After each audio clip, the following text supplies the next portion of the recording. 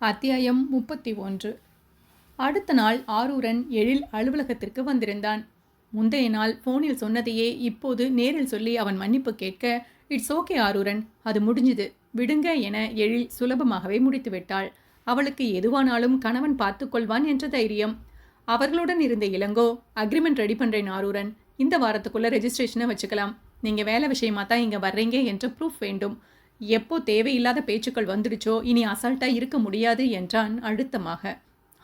அதுவும் சரிதான் இளங்கோ, நீங்க ரெடி பண்ணுங்க, நான் வரேன் என்று விட்டு ஆரூரன் கிளம்பி விட்டான். அவன் குரலில் சிறு தடுமாற்றம் இருந்ததை யாரும் கவனிக்கவில்லை. இவர் பிசினஸே வேண்டாம் என்று சொன்னால் நீங்க 2 பேரும் தான் அடம் பிடிக்கிறீங்க என சக்தியையும் எழிலையும் பார்த்து இளங்கோ புலம்ப, விடுடா, சின்ன சின்ன பிரச்சனைக்கெல்லாம் வரும் பிசினஸை விட முடியாது, பார்த்துக்கலாம் என்றாள் எழில். இளங்கோவிற்குத்தான் ஏதோ உறுத்தியது. அதுவும் முந்தைய நாள் ஜீவா ஆரூரன் பற்றி அழுத்தமாக விசாரித்ததிலிருந்தே அவன் குழப்பம் அதிகமாகித்தான் போனது. அன்று மாலை அனைவரும் வீட்டுக்கு வந்ததும் ஜீவா எழிலுடன் அமர்ந்து பேசினான். இருவரும் சிறுவர்கள் ஹோம்ஒர்க் செய்யும் அறையில்தான் அமர்ந்திருந்தனர். இன்னும் 2 நாளில் நாம் எல்லோரும் ஒரு குட்டி ஃபாரின் ட்ரிப் போக போறோம் ராணி. இளங்கோ சக்தியிடம் வர 1 வாரம் ஆகிடும் என்று சொல்லிடு என ஜீவா கூற, என்ன நந்து, திடீர்னு ஏன் இப்படி ஒரு பிளான் என்றால் எழில் புரியாமல். சும்மாதாண்டா, கொஞ்சம் மனசு சரியில்லை இல்லையா, எல்லாரும் ஜாலியாக போயிட்டு வரலாம். வேலை இருக்கே என அவள் யோசிக்க, அதெல்லாம் அவங்க 2 பேரும் பார்த்துப்பாங்க ராணி, நீ வேண்டுமானால் ஆன்லைனில் சப்போர்ட் பண்ணு. ஜஸ்ட் 1 வீக், எதுவும் காரணம் சொல்லாமல் வா ஏன் ப்ளீஸ். அதிசயமாக சற்றே கெஞ்சலாக ஜீவா கேட்டபோது அவளால் சுத்தமாக மறுக்க முடியவில்லை. சரி நந்து, போகலாம், நான் சொல்லிடுறேன் என்றவள் ஃப்ளைட் டைமிங் எல்லாம் கேட்டுக்கொண்டாள். நான் பசங்களுக்கு டிஃபன் எடுத்துட்டு வரேன் என்று கூறிக்கொண்டே எழில் எழுந்து கொள்ள, எனக்கும் கொண்டு வரியா, பசிக்குது என்றான் ஜீவா. இன்றைய அவன் பேச்சு செயல் அனைத்துமே வித்தியாசமாகத்தான் இருந்தது. இத்தனை நாட்கள் அவனிடம் இல்லாத ஒரு இலக்கம் இப்போது தெரிந்தது. அவளைப் போலவே அவனும் சாதாரணமாக வாழலாம் என்று முடிவு செய்து விட்டானோ என யோசித்துக்கொண்டே இறங்கி வந்தவளுக்கு ஏனோ கணவன் குணத்துடன் அதை ஒப்பிட்டு பார்க்க முடியவில்லை. எதுவும் யோசிக்காதே மனமே என அதை கட்டுப்படுத்தி கொண்டு அனைவருக்கும் டிஃபன் எடுத்துக்கொண்டு மேலே சென்றாள் எழில். மறுநாள் காலை மேலும் மோசமான தினமாக விடிந்தது. நன்றாக தூங்கிக் கொண்டிருந்த ஜீவா போன் அடித்த சத்தத்தில்தான் எழுந்தான். இளங்கோவிடமிருந்து கால் என்றதுமே அவன் தூக்கம் முழுதாக கலைந்து விட்டது. ஜீவா போனை எடுத்ததுமே, எழில் பக்கத்திலிருந்து பேசாதீங்க மாமா என இளங்கோ கூற, ஜீவாவும் எந்த சத்தமும் செய்யாமல் எழுந்து ரூமை விட்டு வெளியே வந்து விட்டான். என்ன பிரச்சனை இளங்கோ, இந்த நேரத்துக்கு ஃபோன் பண்ணியிருக்க? உங்களுக்கு ஒரு லிங்க் அனுப்பியிருக்கேன் மாமா, பாருங்க, எப்படியாவது உடனே இதை பரவுவதை நிறுத்தணும் மாமா என அவன் வேகமாக கூற, அவன் குரலில் இருந்த பதட்டமே பெரிதாக ஏதோ சரியில்லை என்று உணர்த்திவிட்டது. எதுவும் பேச்சு வளர்க்காமல் இளங்கோ கூறியதை ஜீவா செய்தான். அவன் அனுப்பியிருந்த லிங்கை ஓபன் செய்து பார்த்த ஜீவாவிற்கே ஒரு நொடி கைகள் நடுங்கிவிட்டது. எதையும் வெகு சாதாரணமாக எடுத்துக்கொள்ளும் அவனாலேயே இதை சுலபமாக எடுத்துக்கொள்ள முடியவில்லை. பரவிக்கொண்டிருந்தது அப்படி ஒரு அசிங்கமான வீடியோ. அந்த ஆரூரனுடன் எழில் படுக்கை அறையில் தவறாக நடந்து கொள்வது போன்ற வீடியோ அது. எடிட்டிங் என்று சுலபமாக கண்டுபிடிக்க முடியாத அளவு நேர்த்தியாக எடிட் செய்திருந்தனர். ஒரு ஆழ்ந்த மூச்செடுத்துக்கொண்டு ஜீவா அதிலிருந்து வெளியே வர பின்னாலேயே இளங்கோ மற்றொரு லிங்கை அனுப்பினான். அதை ஓபன் செய்தபோது ஜீவா கைகள் லேசாக நடுங்கத்தான் செய்தது. நல்ல வேளையாக அதில் அசிங்கமாக ஒன்றும் இருக்கவில்லை. ஆரூரன் சில நொடிகள் முன்பு கொடுத்திருந்த பேட்டியது. அந்த வீடியோ பற்றி கேட்டபோது, அது உண்மைதான், கொஞ்ச நாள் ரிலேஷன்ஷிப்பில் இருந்தோம், அப்போ இருந்ததுதான், சோ வாட் என அசால்ட்டாக கூறி வைத்திருந்தான். அதாவது அந்த வீடியோ உண்மை என்று சொல்லியிருந்தான். அந்த நொடி ஆரூரன் மேல் ஜீவாவிற்கு வந்த சந்தேகம் உறுதியாகிவிட்டது. அடுத்த நொடி போனை காதில் வைத்தவன், அந்த ஆரூரன் தான் ஏதோ பண்ணி இருக்கான் இளங்கோ, அவனை நான் பார்த்துக்கிறேன், இந்த வீடியோ எப்போ வந்தது என ஜீவா கேட்க, வேணுமுன்னே நடுராத்திரி விட்டுருக்காங்க மாமா என்றான் இளங்கோ வேதனையுடன். ஓகேடா, நீ டென்ஷன் ஆகாத, கொஞ்சம் எல்லாரும் கிளம்பி வாங்க, எப்படியும் எழிலுக்கும் மெசேஜ் வரும், அவளை தனியாக விட்டுட்டு நான் நகர முடியாது, போலீஸ் எல்லாம் நீ போகாதே, இதை நான் டீல் பண்ணிக்கிறேன், புரிஞ்சுதா? ஓகே மாமா, நாங்கள் வரோம். பேச்சை வளர்க்காமல் உடனடியாக கூறிவிட்டு இளங்கோ போனை வைத்து விட்டான். ஜீவா மீண்டும் அறைக்குள் வந்தபோது எழில் விழித்து அமர்ந்திருந்தாள். முழங்காலிட்டு அமர்ந்திருந்தவள் தனக்கு எதிரில் இருந்த போனையே வெறித்து பார்த்து கொண்டிருந்ததிலிருந்தே அவள் அந்த வீடியோவை பார்த்துவிட்டாள் என ஜீவாவிற்கு புரிந்தது. ராணி என மென்மையாக அழைத்து கொண்டு ஜீவா அவளுக்கு எதிரில் அமர, கலங்கியிருந்த கண்களுடன் உதட்டை அழுத்தமாக கடித்து கொண்டு பெரும் வேதனையுடன் அவனை நிமிர்ந்து பார்த்தாள் எழில். அது நான் இல்லை நந்து, நான் அப்படியெல்லாம் அவனுடன் இல்லை, எல்லாமே போய் திக்கி திணறி அவள் கூற, எனக்கு தெரியும் ராணி, இங்க வா என அவளை அணைத்து கொண்டான் ஜீவா. அவன் கைகளுக்குள் வராமல் விலகியவள், நிஜமாவே நான் இல்லை நந்து, அவன் போய் சொல்றான், அந்த வீடியோ என அவள் திணற, அது மார்ஃபிங்மா. அவன் நடிகன் இல்லையா? ஏதோ பெரிய ஆளிடம் வேலை வாங்கியிருக்கிறான். அதை நான் பார்த்துப்பேன். நீ இப்படி இருப்பது தான் பயமா இருக்கு ராணி. கொஞ்சம் அமைதியா இருடா ப்ளீஸ் என்றவன் இந்த முறை அவளை நகர விடாமல் அழுத்தமாக பிடித்து அணைத்து விட்டான். அது நான் இல்லை நந்து, நான் இல்லை, சத்தியமா இல்லை. மீண்டும் மீண்டும் அவள் அதையே புலம்ப, எனக்கு தெரியும் ராணி, நீ இத்தனை தூரம் சொல்லணுமா? என் ராணியே எனக்கு தெரியாதா? ஒன்றும் இல்லடா, ஒன்றுமே இல்லை. அவள் முதுகை அவன் மென்மையாக நீவிக் கொடுக்க கொஞ்சம் கொஞ்சமாக சமநிலைக்கு வர முயன்றாள் எழில். அவனை நிமிர்ந்து பார்த்தவள், எல்லோரும் பார்த்துருப்பாங்களே, நான் என்றுதானே நினைப்பாங்க என பாவமாக கேட்க அவள் கண்ணீரை துடைத்து அவள் கன்னத்தில் அழுத்தமாக இதழ் பதித்தான் ஜீவா. யாருமே அப்படி நினைக்க மாட்டாங்க ராணி. உன்னுடன் இருக்கும் எல்லோருக்கும் உன்னை பற்றி தெரியும். ஊர் உலகம் வேறு செய்தி வந்தால் இதை மறந்துட்டு போயிட்டே இருக்கும். எல்லாமே நான் சரி பண்ணுவேன். எனக்கு முதலில் நீதான் முக்கியம். நீ கொஞ்சம் தைரியமாக இருந்தால்தான் நான் அடுத்த வேலையை பார்க்க முடியும். புரிஞ்சுக்கோடா, அழக்கூடாது. சிறு பிள்ளைக்கு சொல்வது போல தனக்கு சமாதானம் சொல்லிய கணவனை பார்த்தவளுக்கு உள்ளுக்குள் என்னவோ செய்தது. இவனை அவள் எத்தனை தரக்குறைவாக நினைத்தாள், எத்தனை குத்தி பேசியிருப்பாள். இன்னமும் கூட முழுதாக அவனை நம்பாமல் எத்தனை வார்த்தைகளை விட்டிருப்பாள். அவனோ கண்ணுக்கு நேர் அப்பட்டமான சாட்சி இருந்தும் அவளை மட்டும்தான் நம்புகிறான். அவளை சமாதானம் செய்து கொண்டு அமர்ந்திருக்கிறான். ஒரு காலத்தில்தான் தான் முட்டாள்தனமாக காதலித்து விட்டோம், அவனுக்கு காதலே இல்லை என்று அவள் நினைத்திருக்கிறாள். தன் காதலை விட அவன் காதல் எவ்வளவு உயர்ந்தது என அவளுக்கு அப்போதுதான் புரிந்தது. தான் ரொம்பவும் சிரித்து போய்விட்டது போலத்தான் அவளுக்கு தோன்றியது. இவர்கள் பேசிக் கொண்டிருந்த போதே குழந்தைகள் எழுந்துவிட அதே நேரம் இளங்கோ, சக்தி, சுவாமிநாதன், ராகவன் என அனைவரும் வந்துவிட்டனர். சக்தியும் சுவாமிநாதனும் எழிலிடம் வந்து அமர்ந்துவிட இளங்கோவும் ராகவனும் ஜீவாவிடம் வந்தனர். நானும் வரவா மாமா என இளங்கோ கேட்க, நான் போறேன் இளங்கோ, இங்கேயே நீ இரு என்றான் ராகவன். ஜீவாவிற்கு அதுதான் சரியாக தோன்றியது. ராகவன் இருப்பது எழிலுக்கு சங்கடத்தை கொடுக்கலாம். இளங்கோ என்றால் சரியாக இருக்கும். எழில் அப்செட்டா இருக்கா இளங்கோ, அவள் கூடவே இரு. நான் போனால்தான் இது முடியும். இல்லை என்றால் கிளம்பவே மாட்டேன். கூட இருந்து பார்த்துக்கோங்க, நான் அடிக்கடி ஃபோன் பண்றேன் என்றவன் வாங்க ராகவன் என்று விட்டு ஃபோனை கையில் எடுத்துக்கொண்டே வேகமாக நடந்தான். ராகவனை கார் ஓட்ட சொல்லியவன் தான் பக்கத்து இருக்கையில் அமர்ந்து வரிசையாக ஃபோன் பேசத் தொடங்கினான். முதலில் தனக்கு தெரிந்த சைபர் கிரைம் ஆபீசருக்கு அழைத்தவன் அந்த வீடியோ போட்டவன் அக்கவுண்டை பிடிக்க முடியுமா என்று பார்க்க சொன்னான். முதல் முறை போல் இல்லாமல் இந்த முறை வாட்ஸ்அப்பில் எல்லாம் வீடியோ பரவி விட்டதால் கட்டுப்படுத்துவது கஷ்டம்தான் என அவர் கூறியது ஜீவாவிற்கே புரிந்தது. முதலில் வீடியோ போட்டவனை கண்டுபிடிங்க சார், மற்றதை அப்புறம் பார்ப்போம் என்று விட்டான் ஜீவா. அடுத்து அவன் அழைத்தது அவன் ஏற்கனவே பேசியிருந்த டிடெக்டிவ் அர்ஜுன் தான். அனைத்தையும் சீக்கிரம் ஆராய்ந்து கண்டுபிடிப்பதில் அர்ஜுனுக்கு நிகர் சிட்டியில் யாருமே கிடையாது. அர்ஜுன் போனை எடுத்ததுமே ஜீவா ஆரூரன் பற்றித்தான் விசாரித்தான். அந்த ஆரூரன் வரலாறு கிடைத்ததா அர்ஜுன் என ஜீவா கேட்க, அவன் வரலாற்றை புரட்டியாச்சு ஜீவா, நானே கூப்பிடணும்னு நினைச்சேன், சரியா ஃபோன் பண்ணிட்டேன். ஆரூரன் சமீபமா உன் மனைவியால கைதான ராம்நாத்தின் மகன். பல நாட்களாக ஆரூரன் தனியாவே இருந்ததால அவன் பெற்றோர் பற்றி யாருக்கும் தெரியாமல் இருந்திருக்கிறது. முக்கியமாக அவன் சொன்ன புது சூப்பர் மார்க்கெட் அவனுடையதே இல்லை, அவன் நண்பனுடையதாக இருக்கலாம். வேறு பெயரில்தான் ரெஜிஸ்டர் ஆகி இருக்கு. ஸோ அவன் அப்பாவை போலீஸில் பிடித்து கொடுத்து உன் மனைவியை பழிவாங்கத்தான் வந்திருக்கான். அண்ட் சாரி ஜீவா, இன்னும் கொஞ்சம் முன்னால் என்னால் கண்டுபிடிக்க முடிஞ்சிருந்தா இன்று நடந்த விபரீதம் நடந்திருக்காது. ரியலி சாரி என அர்ஜுன் கூற, ப்ளீஸ் அர்ஜுன், ஒரு வாரத்துக்கு மேல் ஆக வேண்டிய வேலையை எனக்காக இதற்குள் முடிச்சிருக்கீங்க, அதுவே பெருசு. தேங்க்ஸ் அ லாட், இனி நான் பார்த்துக்கிறேன் என்று விட்டான் ஜீவா. ஏதாவது ஹெல்ப் வேணும்னா சொல்லு ஜீவா, நான் கண்டிப்பாக செய்கிறேன் என அர்ஜுன் கூற ஜீவா சில நொடிகள் யோசித்தான். பொய் சொல்லி ஆரூரனுக்கு எதிராக வாதாடணும், ஓகேவா அர்ஜுன் என ஜீவா கேட்க, நல்லவர்களுக்குத்தான் நியாயம் நேர்மை எல்லாம் ஜீவா, இவனுக்கெல்லாம் கிடையாது. என்ன பிளான் என்றான் அர்ஜுன். அர்ஜுன் ஒரு கை தேர்ந்த வக்கீலும் கூட. யாராவது ஒரு 4-5 பெண்களை ஏற்பாடு பண்ணணும் அர்ஜுன். இதுபோல் பல பெண்களை மார்பிங் செய்து வீடியோ ரெடி பண்ணி ஆரூரன் ஏமாற்றி இருக்கிறான் என்று நிரூபிக்கணும். இதில் மாட்டி அவன் ஜெயிலுக்கு போனால் மட்டும்தான் அந்த வீடியோ அர்த்தமற்றதாகும். அவ்வளவுதானே, பொண்ணுங்க ரெடி பண்ண வேண்டியது என் பொறுப்பு என அர்ஜுன் அருகில் அமர்ந்திருந்த அவன் அசிஸ்டன்ட் விஸ்வா கூற, பொண்ணுங்க என்றால் விஸ்வா தெளிவா பண்ணிடுவான் ஜீவா, நீ கவலைப்படாத, ஜஸ்ட் அரை மணி நேரம் வெயிட் பண்ணு, ஆரூரனை தூக்கிடலாம் என்றான் அர்ஜுன். ஓகே அர்ஜுன், நான் உங்க ஆஃபீஸ் தான் வரேன் என்று விட்டு ஜீவா போனை வைத்து விட்டான். அடுத்து சைபர் கிரைம் ஆஃபீஸர் ஃபோன் செய்தார். முதலில் வீடியோ பதிவேற்றம் செய்த போனை கண்டுபிடித்து விட்டதாகவும் அவனை தேடி செல்வதாகவும் கூறினார். ஓகே சார், பிடிச்சு விசாரிச்சுட்டு சொல்லுங்க என்று போனை வைத்தான் ஜீவா.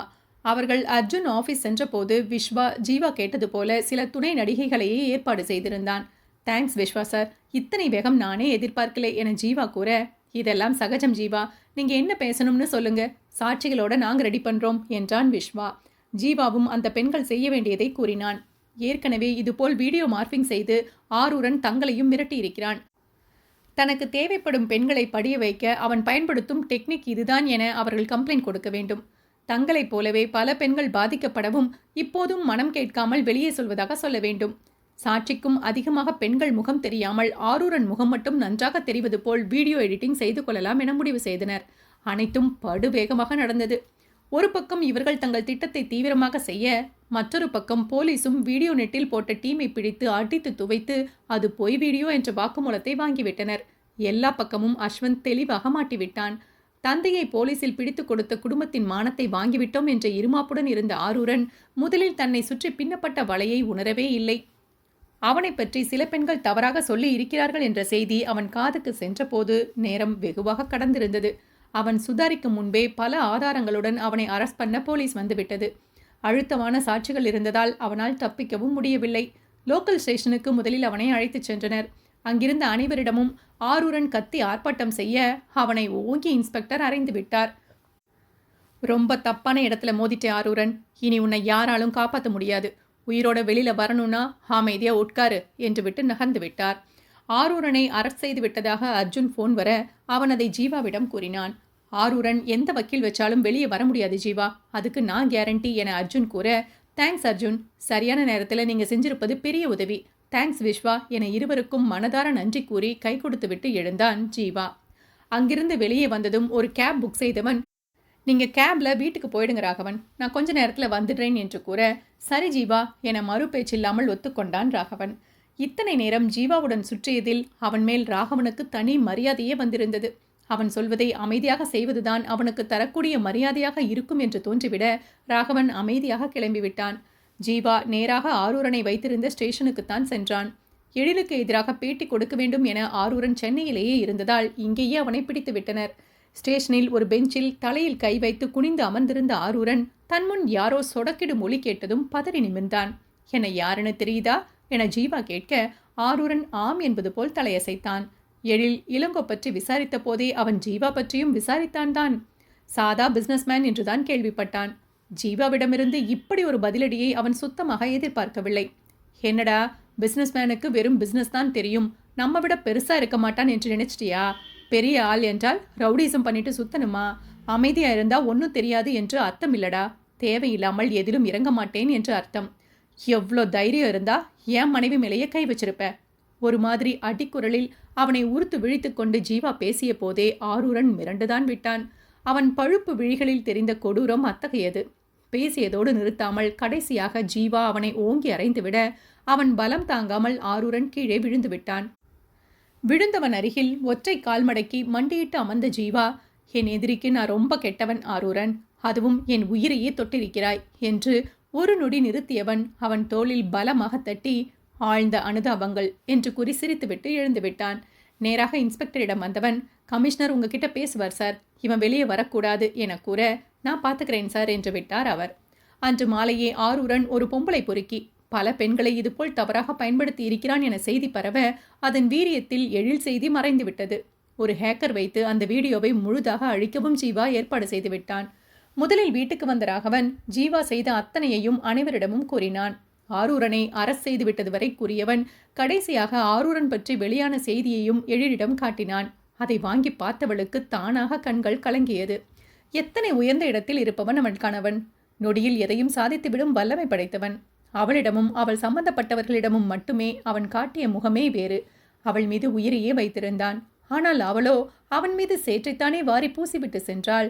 இப்போதும் தனக்கு ஒன்றென்றால் துடிக்கும் அவனுக்கு தான் தகுதியானவள் தானா என்றே அவளுக்கு புரியவில்லை. கையில் இருந்த போனை ராகவனிடம் கொடுத்தவள் எதுவும் சொல்லாமல் அமைதியாக அமர்ந்து விட்டாள். அவனைத்தான் பிடிச்சாச்சே எழில், விடுடா என சக்தி மென்மையாக கூற அவளை திரும்பி பார்த்து கொண்டாலே ஒழிய எழில் எதுவுமே பேசவில்லை. அவள் கணவன் வருகையைத்தான் அவள் மனம் எதிர்பார்த்து கொண்டிருந்தது. அத்தியாயம் 32. அனைத்தும் முடித்துவிட்டு ஜீவா வீடு வந்து சேர இரவாகிவிட்டது. அவன் உள்ளே நுழைந்த போதே சக்தி குரல்தான் அவன் காதில் ஒலித்தது. சாப்பிடு எழில், சொன்னா கேளு என அவள் கெஞ்ச, அவர் வரட்டும் சக்தி ப்ளீஸ் என்றாள் எழில் கெஞ்சலாக. அதை கேட்டுக்கொண்டே வந்த ஜீவா, எல்லோருமே சாப்பிடலாம் ராணி, வா சரியான பசி, போய் உட்காருங்க, நான் ஃப்ரெஷ் ஆகிட்டு வரேன் என்றவன் பேசிக்கொண்டே எழிலருகில் வந்தான். எல்லாம் சரி பண்ணியாச்சு ராணி, நிம்மதியா சாப்பிடவா என மென்மையாக அவள் தலைக்கோதி கூறிவிட்டு மற்றவர்களிடம் ஒரு சிறு தலையசைப்புடன் தன் அறைக்கு சென்று விட்டான். அவன் மீண்டும் வந்தபோது அனைவரும் அவனுக்காக உணவு மேஜையில் காத்திருந்தனர். தன்னிடம் ஓடி வந்த இரு சிறுவர்களையும் கொஞ்சிவிட்டே அவன் உண்ண அமர்ந்தான். வேலையால் அனைத்தும் செய்து வைத்துவிட்டு சென்றிருக்க அவர்களை தங்களுக்கு தேவையானதை போட்டுக்கொண்டனர். எழில் மட்டும் வெறும் தட்டை வைத்துக்கொண்டு அமைதியாகவே அமர்ந்திருக்க அவளை கவனித்து ஜீவாவே அவளுக்கு இட்லியை எடுத்து வைத்தான். அஸ்வந்திற்கும் ரித்தேஷிற்கும் சக்தி ஏற்கனவே உணவூட்டி இருந்ததால் பிரச்சனை இருக்கவில்லை. தட்டில் வைத்த இட்லியையும் எடுக்க மனமில்லாமல் எழில் தட்டில் ஒற்றை விரலால் கோலம் போட்டுக் கொண்டிருக்க அவள் தட்டையும் ஜீவா தன்னருகில் இழுத்து விட்டான். கண்டதையும் யோசிக்காத ராணி, வாழ்க்கை என்றால் ஏதாவது பிரச்சனை வந்து கொண்டேதான் இருக்கும். கடந்து போய்கிட்டே இருக்கணும். இப்படி உருப்படாத விஷயத்துக்கெல்லாம் சோர்ந்து போனால் வாழ வேண்டாமா? போதும், அதை விட்டு வெளியே வா. பேசிக்கொண்டே அவன் உணவை ஊட்ட அவனை பார்த்து கொண்டே எழிலும் வாய் திறந்து வாங்கி கொண்டாள். அவள் கண்கள் கணவன் மீதேதான் இருந்தது. கொஞ்சமும் அசையவில்லை. அவள் கண்கள் வேறு கலங்க அதை இடது கையால் துடைத்து விட்டவன், இவ்வளவு சொல்றேனே ராணி, என்ன அழுகை என்றான் ஜீவா சற்றே அழுத்தமாக. அந்த விஷயம் இல்லை நந்து என அவள் மெதுவாக கூற அவளை புரியாமல் பார்த்தான் ஜீவா. அவளும் அப்போதைக்கு எதுவும் பேசவில்லை. பேசினால் கண்டிப்பாக அழுது விடுவோம் என்று அவளுக்கு தெரியும். அனைவரும் சாப்பிடும் இடத்தில் கலாட்டா பண்ண விரும்பாமல் அமைதியாகிவிட்டாள். அவளுக்கு ஊட்டி முடித்து ஜீவாவும் உணவை முடித்து கொண்டு எழுந்தான். மீண்டும் அனைவரும் ஹால் சோஃபாவில் தான் கூடினர். ராகவன் வந்த பின் அந்த வீடியோவை முழுதாக அழிக்க ஏற்பாடு செய்துவிட்டதையும் ஜீவா பொதுவாக கூறிக்கொண்டிருக்க அவன் ஒற்றை கையில் மொத்தமாக முகம் புதைத்து அமர்ந்திருந்த எழிலின் கண்ணீர் தடம் அவன் சட்டையை நனைத்தது. அதில் அவன் திரும்பும் போதே கட்டுப்படுத்த முடியாமல் அவளிடமிருந்து விசும்பலும் வர, ஹே ராணி, என்னடி என அவளை வேகமாக தன்னிடமிருந்து பிரித்தான் ஜீவா. அவளோ அந்த ஒரு நொடியை கூட தாங்க முடியாதவளாக மீண்டும் அவனை அழுத்தமாக அணைத்து கொண்டாள். ஐம் சாரி நந்து, மன்னிச்சிடுங்க ப்ளீஸ், நான் தப்பு பண்ணிட்டேன், என்னை மன்னிச்சிடுங்க நந்து, சாரி சாரி நந்து. பெரும் கதறலுடன் அவள் அவனுள் புதைய ஜீவா உட்பட யாருக்குமே அவள் அழுகைக்கான காரணம் புரியவில்லை. அவள் தவிப்பை உணர்ந்து முதல் வேளையாக ஜீவா அவளை அழுத்தமாக தன்னுடன் சேர்த்து அணைத்து கொண்டான். என்னடா, என்ன ஆச்சு? எனக்கும் ஒன்றும் புரியலையே. இங்க பாரு ராணி, எதுக்கு இப்போ சாரி எல்லாம்? ரிலாக்ஸ்டா ப்ளீஸ். அவள் முதுகை ஆறுதலாக ஜீவா நீவி கொடுக்க அவன் கையிலிருந்து விலகாமலேயே அவனை நிமிர்ந்து பார்த்தாள் எழில்.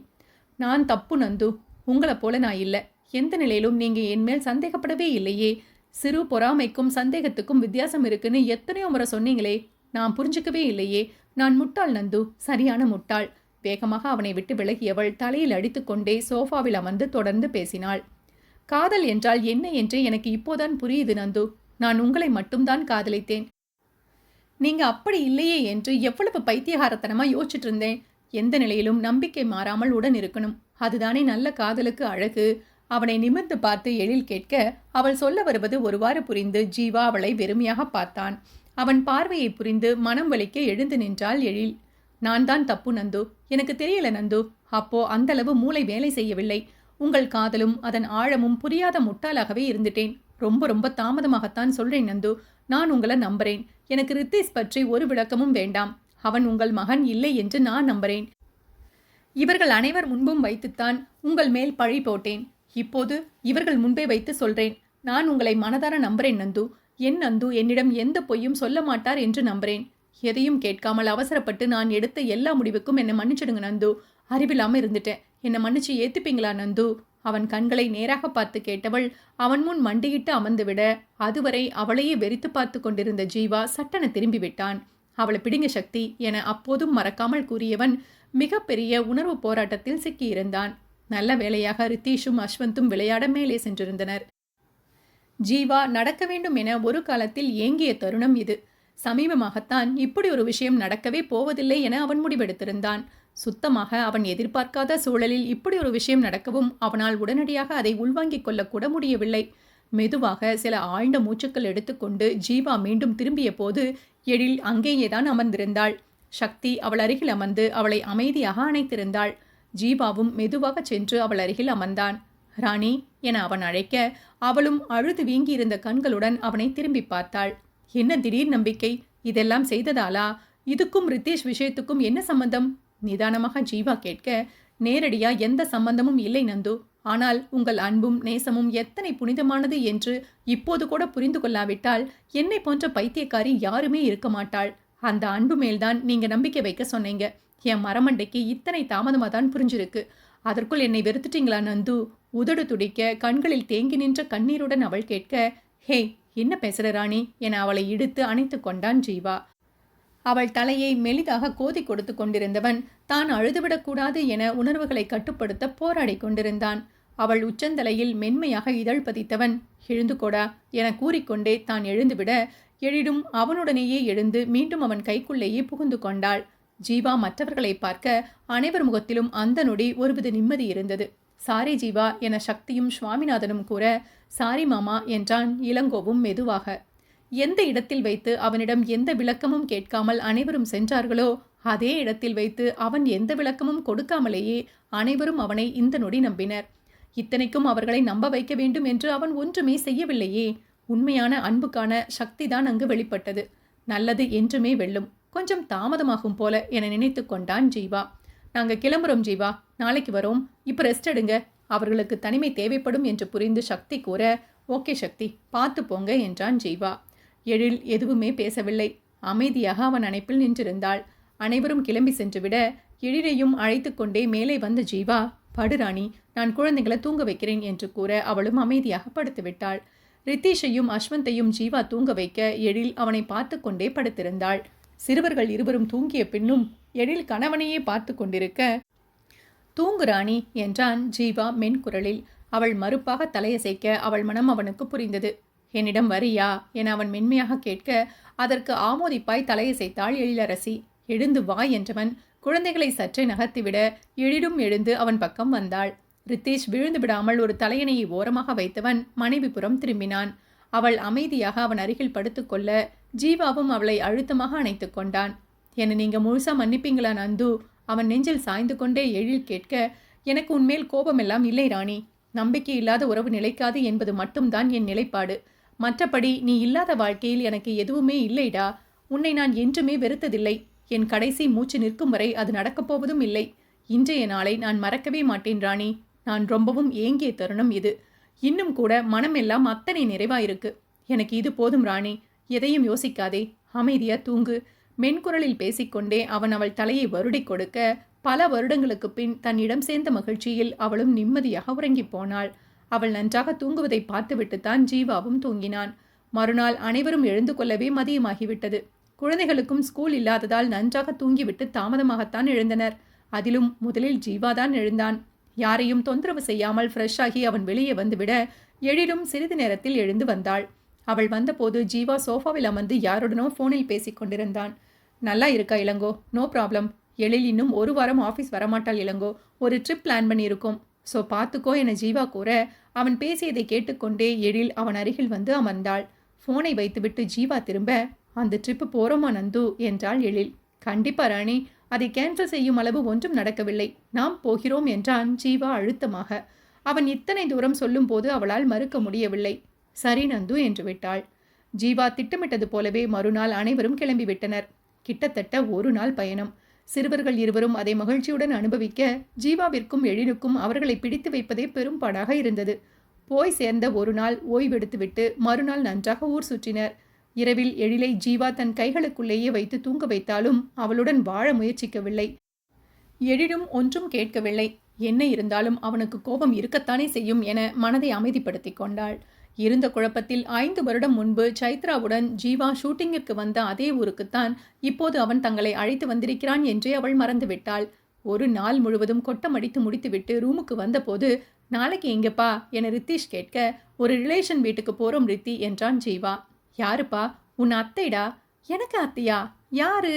நாடியில் கை வைத்து அவன் தீவிரமாக யோசிக்க அவன் செயலில் சிரித்து கொண்டவன், அதான் போறமே, பார்த்து பேசிக்கலாம், இப்போ தூங்கு என்றான் ஜீவா. இவர்கள் பேசியதை எழிலும் கேட்டுக்கொண்டுதான் இருந்தாள். ரித்தீஷ் சென்று அஸ்வந்துடன் படுத்துவிட அவள் கணவன் அருகில் வந்தாள். ரித்தி அத்தையை பார்க்க போறோமா? அவள் மெதுவாக கேட்க, ஆமா ராணி என்றான் ஜீவா. என்மேல் நம்பிக்கை இல்லையா நந்து? நான் தான் உங்களை மனதார நம்புறேன் என்று சொல்லிட்டேனே. இப்போ இது எனக்கு கஷ்டமா இருக்கு நந்து. மெதுவாக எழில் கூற அவளை அணைத்து தன் அருகில் இழுத்தான் ஜீவா. நல்லா யோசிராணி, நீ நம்புகிறேன் என்று சொன்ன பின்பா நான் இந்த ட்ரிப்பை போட்டேன் என அவன் மென்மையாக கேட்க அவளுக்கும் அப்போதுதான் அது உரைத்தது. ஆம், இந்த பிரச்சனைக்கு முன்பே அவன் இந்த பயணத்தை ஏற்பாடு செய்து விட்டானே. அவள் ஒன்றும் புரியாமல் கணவனை நிமிர்ந்து பார்க்க இடையில் ஒரே நாளில் எல்லாம் மாறியது அதிசயம்தான் ராணி. நான் நினைத்தது போல் நீயாக நம்பாமல் நான் சரி செய்திருந்தால் அது இருவருக்கும் மனதில் வடுவாகவே இருந்திருக்கும். இப்போது அதுவும் இல்லை. நம் வாழ்க்கை ஏற்கனவே முழுமை அடைந்து விட்டது ராணி. இப்போ நீ தெரிந்து கொள்ளப் போவது ஜஸ்ட் ஒரு செய்தி, அவ்வளவுதான். கணவன் சொல்வதை கேட்டு எழிலுக்குத்தான் மேலும் குற்ற உணர்வாக இருந்தது. ஏன் நந்து என்று மட்டும் அவள் கேட்க, அவள் கேட்பது அவனுக்கு புரிந்தது. எல்லாமே போதும் என்று தோணுச்சு ராணி. உனக்கு என் மேல் சுத்தமாக நம்பிக்கை இல்லை எனும்போது இந்த காதலுக்கு அர்த்தம் இல்லை என்றுதான் ஒதுங்கிவிட்டேன். ஆனால் என்னை தவிர யாருமே உன் வாழ்க்கையில் இல்லை என்பதில் நீ எத்தனை தீவிரமாய் இருக்கே என்று ஆரூரன் விஷயத்தில் நீ பேசிய போதுதான் புரிந்தது. இந்த இடத்தில் நான் இறங்கி வரவில்லை என்றால் ரொம்ப தப்பாகிடும் ராணி. அதான் எல்லாமே சொல்லிடலாம் என்று முடிவு பண்ணிட்டேன். அவளுக்காகத்தான் யோசித்திருக்கிறான். எப்போதும் அவளுக்காக மட்டும்தான் யோசித்திருக்கிறான். அவள்தான் என்றுமே அவனிடத்தில் நிற்கவே இல்லை போல. சாரி நந்து. அதை தவிர என்ன சொல்ல? அவன் கண்களை பார்த்து அவள் கூற, நிறைய சொல்லலாம், நானும் நிறைய சொல்லணும். பட் எல்லாமே நாளைக்கு. இப்போ தூங்கலாம் வா என்றவன் அவளை அழைத்து கொண்டு சென்று படுத்துவிட்டான். அத்தியாயம் 33. அடுத்த நாள் காலை ஜீவா யாருடனோ ஃபோனில் பேசினான். எழில் மட்டும்தான் அப்போது அவன் பக்கத்தில் இருந்தாள். இன்னும் 1 மணி நேரத்தில் அங்கே இருப்போம் ராகினி. ரித்தீஷ் பொறுத்தவரை நாங்க தான் அவன் அப்பா அம்மா. மறந்தும் கூட அவனிடம் எதுவும் சொல்லிடாதே என்று விட்டு ஃபோனை வைத்தான் ஜீவா. அதற்குள் உடைமாற்றிக் கொண்டு வந்த ரித்தீஷ், அப்பா அக்ஷு பனியன் போட விடவே மாட்டேங்கிறான் என கூற, நான் வரேண்டா என அவனுடன் உள்ளே வந்து விட்டான் ஜீவா. எதுவும் புரியாவிட்டாலும் அவன் சொல்லும்போது கேட்டுக்கொள்வோம் என்று எழிலும் அவனை தொடர்ந்தாள். அஸ்வந்திற்கும் உடைமாட்டி முடித்ததும் அனைவரும் காலை உணவை முடித்துக்கொண்டு கிளம்பினர். ஜீவா ஒரு அழகான தனி வீட்டிற்குத்தான் அவர்களை அழைத்து வந்தான். வாசலிலேயே காத்திருந்த ஒரு பெண், வாங்க வாங்கண்ணா என வேகமாக வந்து வரவேற்க அவனும் சிறு புன்னகையுடன் உள்ளே வந்தான். இது என் மனைவி எழிலரசி ராகினி, இவன் அஸ்வந்த், இது ரித்தி என ஜீவா வரிசையாக கூற, எல்லோரும் வாங்க என புன்னகையுடன் வரவேற்ற ராகினி, இவர் சந்தீப், என் கணவர் என்று தன் கணவனையும் அறிமுகப்படுத்தி வைத்தாள். அனைவரும் ஒரு பக்கம் அமர்ந்த போது குழந்தை ஒன்று அழும் சப்தம் கேட்டது. ஹை, பாப்பா இருக்கா என அஸ்வந்த் கேட்க, ஆமாடா செல்லம், போய் பாருங்க என்று ராகினி, கூட்டிட்டு போங்க சந்தீப் என கணவனையும் அனுப்பி வைத்தாள். அனைவரும் உள்ளே சென்றதும் ஜீவாபுரம் திரும்பியவள், ரித்தீஷ் நல்லா வளர்ந்துட்டானேன்னா, இங்கிருந்து போகும்போது சின்ன குழந்தையா இருந்தான், அதற்குள் ரொம்ப பெரிய பையன் ஆயிட்ட மாதிரி இருக்கானே என ராகினி ஆச்சரியப்பட, 5 வருஷம் ஓடி போச்சு ராகினி என்றான் ஜீவா சிறு புன்னகையுடன். அது என்னவோ உண்மைதானா, இருங்க காஃபி போடுறேன் என ராகினி எழுந்துவிட எழில் அந்த வீட்டை சுற்றி பார்த்தாள். அங்கு ஹாலில் மாட்டி இருந்த ஒரு படத்தை பார்த்தவள் தன் கண்கள் சொல்வது உண்மைதானா என்று உறுதிப்படுத்திக் கொள்ள வேகமாக அதன் அருகில் சென்றாள். அவள் செல்வதை பார்த்து ஜீவாவும் அவளை தொடர்ந்தான்.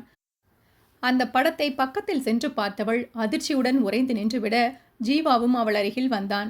ரித்தீஷுடைய அப்பா அம்மா இவங்க தான் ராணி என அவன் கூற, அவன் சொல்லும் முன்பே எழிலுக்கு அது புரிந்திருந்தது. இவர் கொஞ்சம் உங்களைப் போலவே என அவள் இழுக்க, என் சாயல் இருக்கும், என் அண்ணாதான் என்றான் ஜீவா. உங்களுக்கு உடன் பிறந்தவங்க யாரும் இல்லையே, உங்களுக்கே தெரியாமல் ஏதாவது என அவள் யோசிக்க, ஏய் கற்பனை கோட்டை கட்டாத, நானே சொல்லுறேன் என மெளிதாக சிரித்தான் ஜீவா. தன்மேல் சந்தேகம் இல்லாமல் அவள் யோசித்ததே அவனுக்கு நிம்மதியாக இருந்தது. அதே நேரம் காஃபி எடுத்து வந்த ராகினி, நீங்க பேசிட்டு இருங்கண்ணா, நான் கொஞ்ச நேரம் குழந்தைகளுடன் விளையாடுறேன் என்று விட்டு உள்ளே சென்றாள். வாராணி, முழுசா சொல்றேன் என்ற ஜீவா மனைவியை அழைத்து வந்து அமர வைத்து விட்டே பேசினான். அந்த படத்தில் இருப்பது என் பெரியப்பா பையன் சுகன் ராணி. என் அப்பாவும் பெரியப்பாவும் இரட்டை பிறவி. அவங்களுக்கு பிறந்த நானும் சுகனும் ஒரே முகசாயலில் தான் இருப்போம். அதேபோல் எங்களுக்குள் பல ரசனைகள் ஒத்துப்போகும். எங்களுக்கு பிறந்த பிள்ளைகளும் அதிகம் எங்களைப் போலவே பிறந்து விட்டதால் தான் உன் குழப்பம் எல்லாம் தெளிவாக ஜீவா கூற, அஸ்வந்த் ரித்தீஷ் ஒற்றுமைக்கு பின்னால் இப்படி ஒரு காரணம் இருக்கும் என சுத்தமாக நினைத்திராத எழிலுக்கு மிஞ்சியது என்னவோ அதிர்ச்சிதான். அவர் சுகன் என அவள் நிறுத்த, இப்போ உயிருடன் இல்லை ராணி, அவன் எப்போதோ ஃபாரின் வந்து செட்டில் ஆகிட்டான். பெருசா பேச்சுவார்த்தை என்று எதுவும் இல்லை. நான் ஷூட்டிங் வந்திருந்த போது தற்செயலாக அவனை பார்த்தேன். கிளம்பும் முன் ஒருமுறை வீட்டுக்கு வரணும் என்று வற்புறுத்தி கூப்பிட்டான். நானும் கடைசி நாள் போனேன். அந்த ஒரு நாளில் ரித்தி என்னுடன் நன்றாக ஒட்டி கொண்டான். நாம் அக்ஷு போலவே இருந்ததால் எனக்கும் அவன் மீது தனி பிரியம் வந்துவிட்டது. திடீரென்று அவசர வேலை வந்ததால் ரித்தியை என்னிடம் விட்டுவிட்டு சுகனும் அவன் மனைவியும் வெளியே சென்றனர்.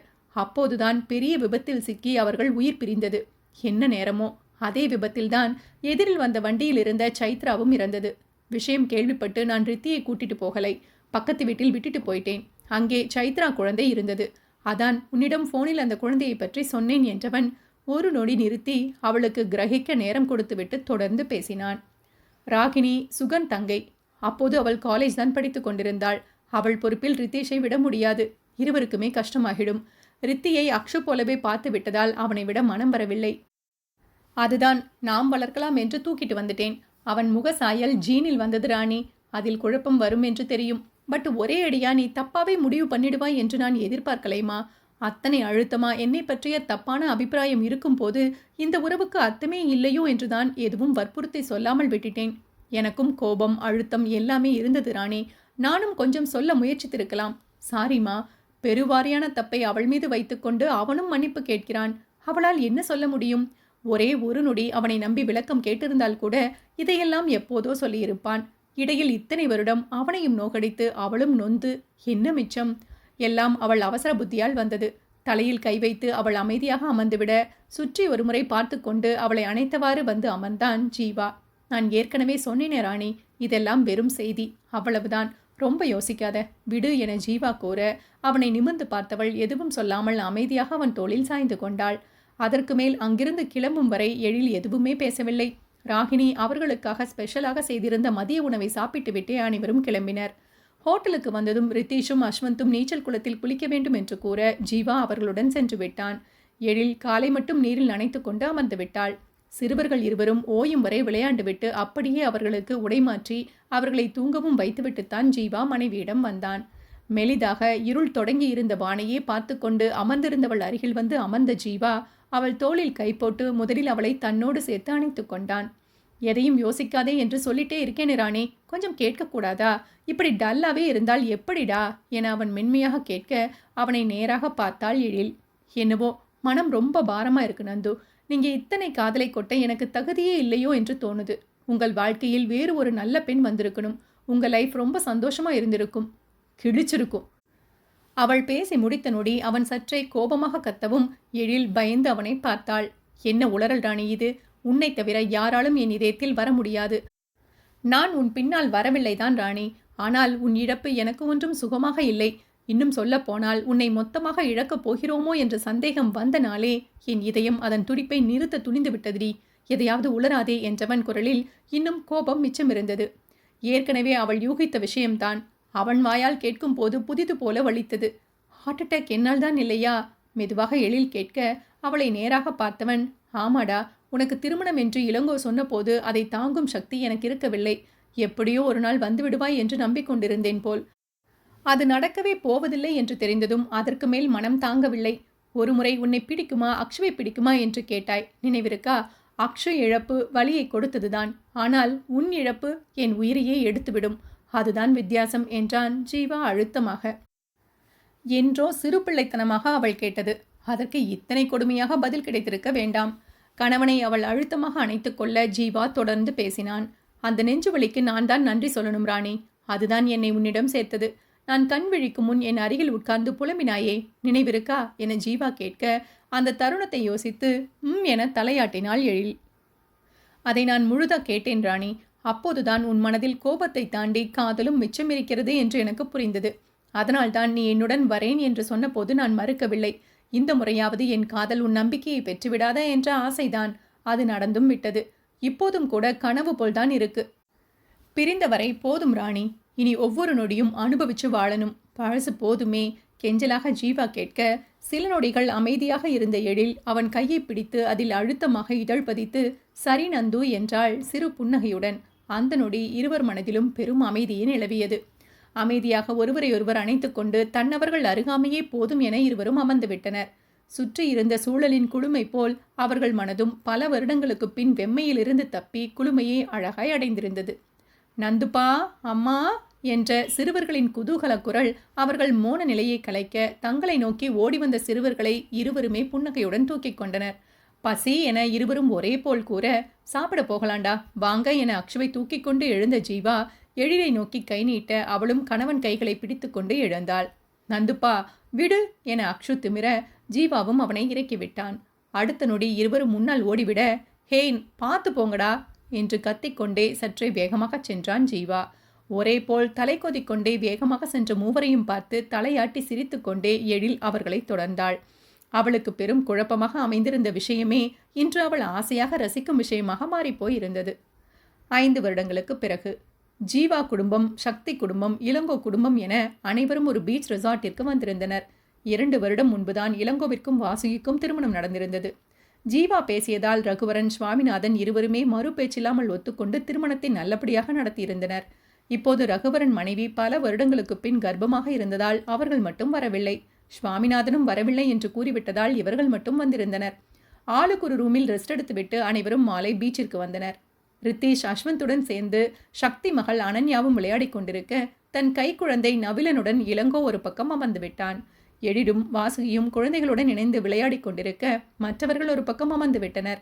ஹே வாசு, இங்க வாடி, நானும் வரணும் என இளங்கோ கத்த, அப்பாவா லட்சணமா பிள்ளைய பாருடா ஹீரோ என பதிலுக்கு நீரிலிருந்து கத்தியவள் அவன் பக்கம் திரும்பவே இல்லை. அதை பார்த்ததும் சக்தியும் ஜீவாவும் சத்தமாக சிரிக்க, உங்க 2 பேருக்கும் நக்கலா போச்சா, எல்லாம் என் நேரம் என தலையில் அடித்து கொண்டான் இளங்கோ. நவிக்குட்டியை நான் வச்சுக்கிறேன் மாமா, நீங்க போங்க என்று கூறிக்கொண்டே ரித்தீஷ் வர, ஹே, நான் சும்மா உன் அத்தையுடன் விளையாண்டேன்டா, நீ போ என அவனை அனுப்பி வைத்தான் இளங்கோ. எப்போதுமே ரித்தீஷுக்கு கொஞ்சம் பொறுப்பு அதிகம். எழில் மூலம் ரித்தீஷ் பற்றிய உண்மை தெரிந்தபோது அனைவரும் மீண்டும் ஒருமுறை நேரில் ஜீவாவிடம் மன்னிப்பு கேட்டிருந்தனர். அப்போதிலிருந்து ரித்தீஷ் மீது அனைவருக்கும் பாசம் கூடித்தான் போனது. நீங்க ஜீவானந்தன் தானே, வாவ், செம்மையா இருக்கீங்க என்று கூறிக்கொண்டே ஒரு பெண் அவன் அருகில் வர, அவள் குரலை ஜீவா கவனித்தானோ இல்லையோ எழில் கவனித்து விட்டாள். நேரிலும் செம்ம ஹேண்ட்ஸமா இருக்கீங்க சார் என அந்த பெண் வழிய அந்த பெண்ணுக்கு பின்னால் வந்து நின்றாள் எழில். ஒரு போட்டோ ப்ளீஸ் என எடுத்துக்கொண்டவள், உங்களுக்கு கல்யாணம் ஆகிடுச்சா என கேட்க, எப்பவோ ஆச்சு மேடம், இவர் என் ப்ராப்பர்ட்டி, கிளம்புங்க என்றால் எழில் கணவன் தோள் மேல் கை போட்டுக்கொண்டே. மேரிடா என புலம்பிக்கொண்டே அந்த பெண் நகர, 2 பசங்களும் இருக்காங்கம்மா என்றால் எழில் சத்தமாக. அவள் செயலில் அனைவரும் சிரிக்க, ஒரு மனுஷன் அழகா இருக்கக்கூடாதே என எழில் நொடித்து கொண்டதில் மீண்டும் ஒரு சிரிப்பலை பரவியது. இப்போதும் அவளுக்கு உரிமை உணர்வு இருந்ததுதான். ஆனால் அது எல்லையை தாண்டாமல் அழகான பொறாமையில் மட்டுமே நின்றது. எழில்தான் ஜீவாவை மீண்டும் வற்புறுத்தி நடிக்க வைத்தாள். அவனுடைய ரசிகர்களை தெளிவாக அவள் எதிர்கொண்டதில் அவர்கள் வாழ்க்கை எந்த ஒரு சின்ன குறையும் இல்லாமல் மிக அழகாகவே சென்றது.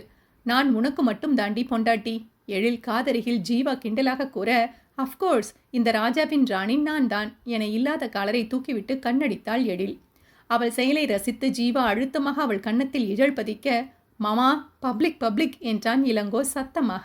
அவன் கத்தியதில் வெட்கத்துடன் எழில் ஓடிவிட, அவள் காலில் ஜீவா வாங்கி கொடுத்திருந்த கொலுசு அழகாக அமர்ந்து அவர்கள் சிரிப்புளிக்கு இணையான ஒலி எழுப்பி அவர்கள் காதலுக்கு சாட்சியாக நின்றது. சுபம்.